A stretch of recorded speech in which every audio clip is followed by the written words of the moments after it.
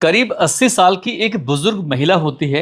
उस महिला को बहुत ही कम दिखाई देता है और उसे तब तकलीफ ज़्यादा होती है जब वो बाथरूम में जाती है।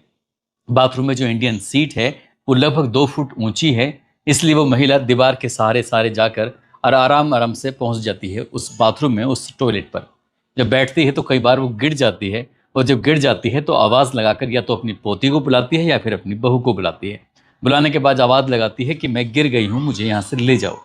अक्सर उसे रोज ही दिक्कतें होती हैं, रोज ही तकलीफ होती है।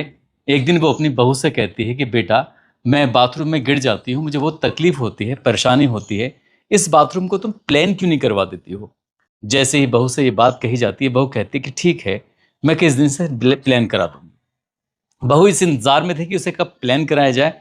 आखिरकार वो दिन आता है। एक व्यक्ति को 400 रुपये दिए जाते हैं, फिर मिट्टी मंगाई जाती है। मिट्टी मंगाने के बाद उसको फिर प्लेन कर दिया जाता है।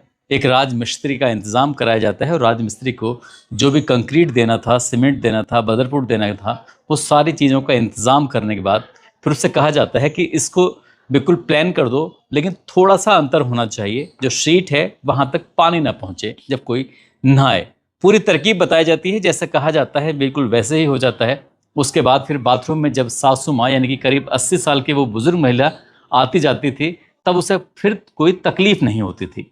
एक दिन वो अपनी बहू को पुचकारते हुए कहती है कि बहू, तुम बिल्कुल बेटे की तरह काम करती हो। मेरा बेटा तो इतना नालायक है कि भी सुनता ही नहीं है, लेकिन तुम वाकई बहुत अच्छी हो।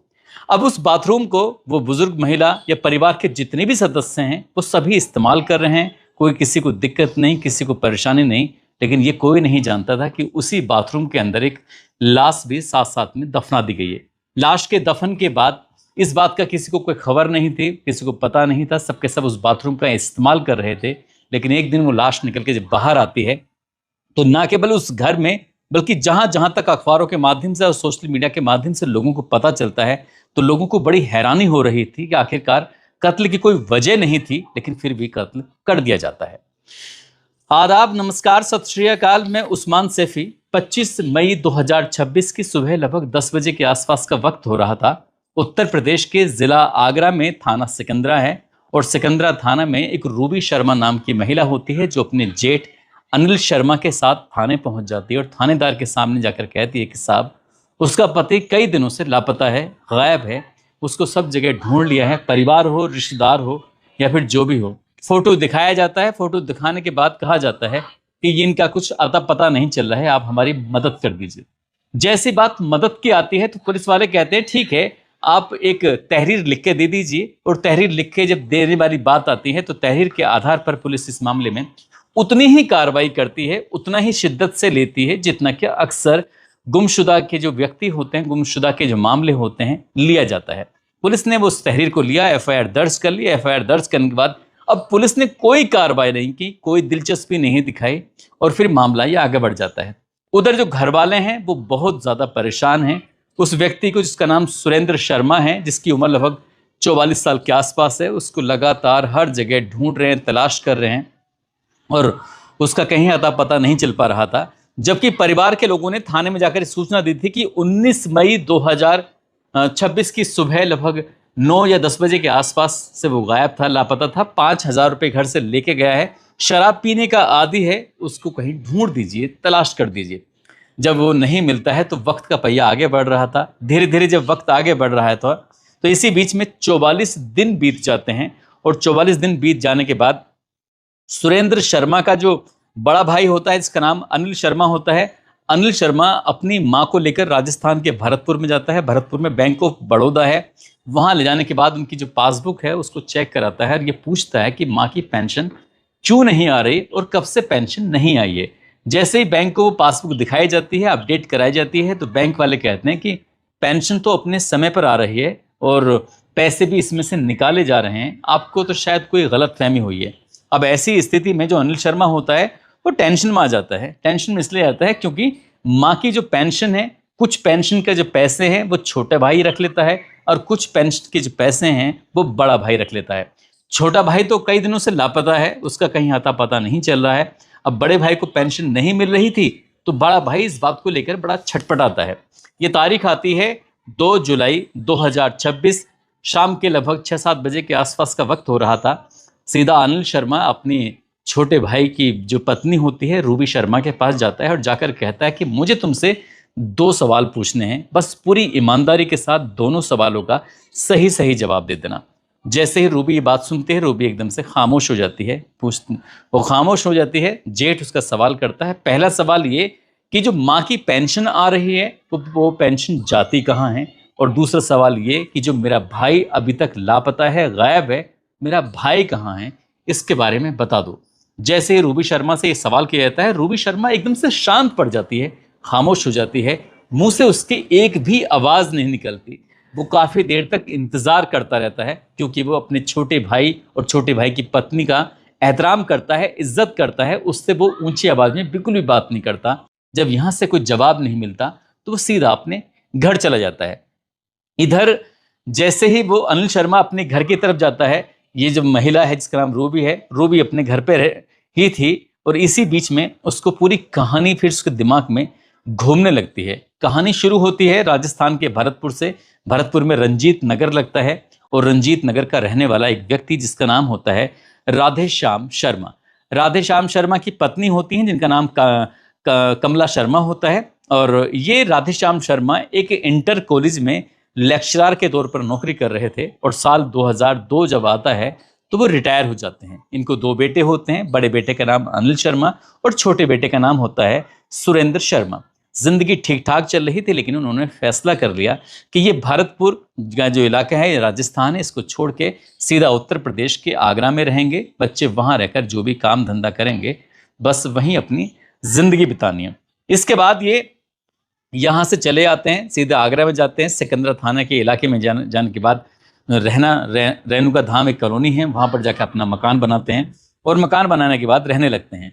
साल 2012 की ये बात है। राधे श्याम शर्मा बीमार होते हैं, और बीमार होने के बाद वो ख़त्म हो जाते हैं, यानी कि वो मर जाते हैं। जब वो मर जाते हैं तो उनकी जो पेंशन आती थी, पेंशन उनकी पत्नी कमला शर्मा के नाम आने लगती है। और इसी बीच में इनकी बेटे की जो शादी थी, जो छोटा वाला बेटा, बड़े वाले की तो पहली शादी हो चुकी है, लेकिन जो छोटा बेटा है उसकी शादी 2010 में होती है रूबी नाम की महिला से। वक्त का पहिया आगे बढ़ रहा था। 2014 में ये अपना मकान बनाते हैं और अपने ही मकान में भी शिफ्ट भी हो जाते हैं। और 2013 की बात है, इसको एक बेटी पैदा होती है। बेटी का नाम प्राची रखा जाता है। वक्त तो और आगे बढ़ता है। 2017 में इसको एक और बेटी पैदा होती है। सुरेंद्र को उसका नाम सिद्धि रखा जाता है। वो अलग अलग काम करता था, अलग अलग काम, जैसे कभी डिलीवरी बॉय का काम कर लिया, कहीं कोई मेहनत मजदूरी कर ली, किसी प्राइवेट कंपनी में नौकरी कर ली। इस तरह से सुरेंद्र काम किया करता था। लेकिन इस काम से, इससे उसका भरण पोषण पूरी तरह से नहीं हो पा रहा था। जो माँ को पेंशन मिलती थी पिताजी की तनख्वाह से, तो उस पेंशन से भी घर का खर्च चलता था। लेकिन दोनों भाइयों में ऐसी म्यूचुअल अंडरस्टैंडिंग थी कि बड़े भाई के हिस्से में 10,000 रुपये आते थे, और छोटे भाई के हिस्से में बाकी रकम आती थी।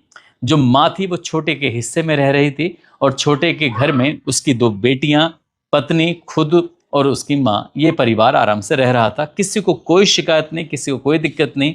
लेकिन रूबी शर्मा ने क्या काम किया कि कुछ इनकम बढ़ाने के लिए उसने महिलाओं के कपड़ों को सिलना शुरू कर दिया, और सिलाई से जो कुछ इनकम होती थी उससे भी घर का खर्च चलने लगता है। लेकिन जैसे जैसे वक्त आगे बढ़ रहा था, सुरेंद्र ने बिल्कुल काम धंधा छोड़ दिया। पहले डिलीवरी बॉय का, फिर कंपनी में काम करता था, वो सब कुछ छोड़कर वो घर पर रहने लगता है, और वो शराब पीने का आदी हो जाता है। बिना शराब के उसको नींद नहीं आती, और जब नींद नहीं आती या जिस दिन शराब नहीं मिलती, तो फिर उसके बाद वो बिना नींद की गोली खाए वो सो ही नहीं सकता। रोज रोज ऐसे होता था। पत्नी विरोध करती थी तो वो पत्नी के साथ मारपीट भी करता था। बच्चियां बड़ी हो रही हैं, घर में कम इनकम का जरिया कम हो रहा है। माँ की जो पेंशन है उसी के ऊपर ही पूरा परिवार चल रहा है। रूबी जो घर में काम करती है, सिलाई करती है, उससे घर का खर्च चल रहा है।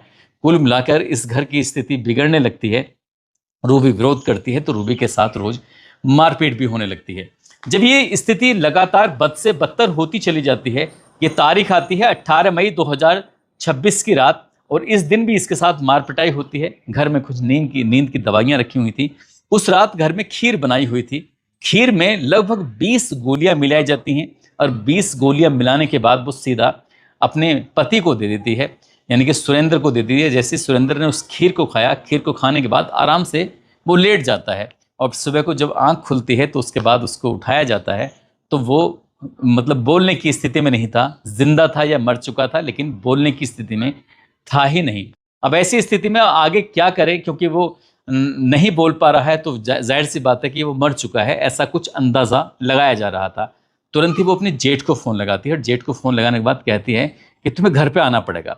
जैसे ही वो अपने जेठ को फ़ोन लगाती है, जेठ घर पे पहुँचता है, उससे पूछा जाता है क्या बात है, लेकिन जेठ इतना एहतराम करता है, इज़्ज़त करता है कि वो कमरों में नहीं जाता, बाहर से बाहर ही बात करता है कि हाँ, रूबी तुम क्या कर रही थी?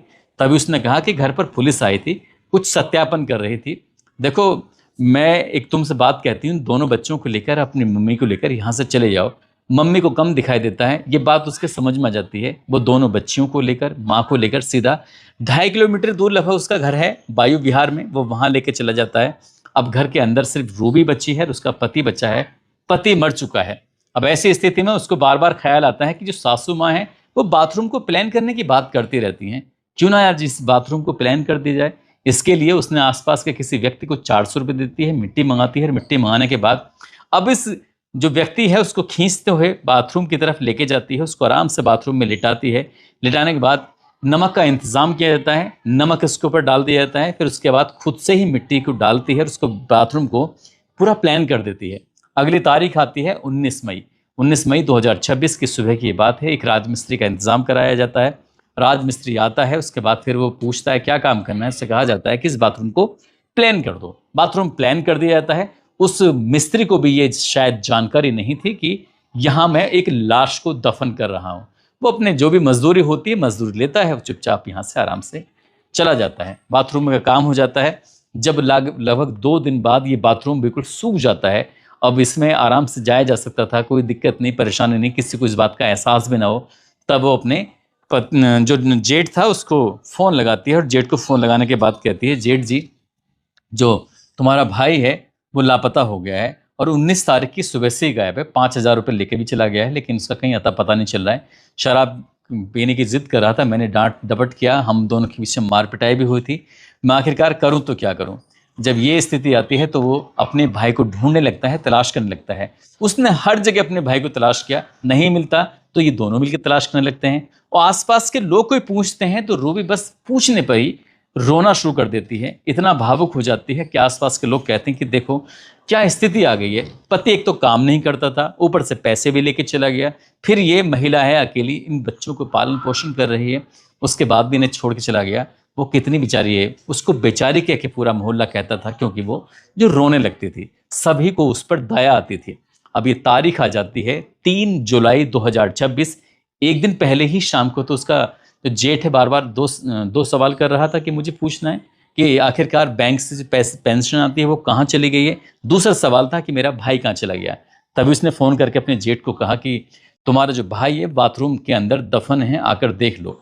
जब ये बात कही जाती है तो उसके भाई के पैरों तले ज़मीन खिसक जाती है। अनिल शर्मा तुरंत ही घर पे आता है, आकर देखता है बाथरूम एकदम से प्लान होता है। उसको पहले से पता था कि प्लान है, लेकिन उसको ये नहीं पता था कि बाथरूम में उसका भाई दफन हो गया है। तुरंत ही 112 नंबर पर वो कॉल करता है। जैसे कॉल करता है आगरा की पुलिस आती है, यानी कि सिकंदरा की पुलिस आती है। आने के बाद फिर इस मामले की जांच पड़ताल में जुट जाती है और जैसे ही पुलिस जांच पड़ताल में जुटती है तो फिर वहाँ से 5 मजदूर बुलवाए जाते हैं। मजदूरों से उस गड्ढे को खुदवाया जाता है। उसके अंदर सचमुच एक लाश मिलती है, लेकिन लाश नहीं, वो कंकाल का रूप ले चुकी थी। और जैसे ही उस लाश को बाहर निकाला जाता है तो पूरे इलाके में दुर्गंध फैल जाती है। और जैसे जैसे दुर्गंध फैल रही थी वैसे वैसे लोग एक दूसरे से बात भी कर रहे थे कि रूबी को लेकर तो बिल्कुल भी यकीन नहीं होता कि रूबी अपने पति की अकेले हत्या कैसे कर सकती है।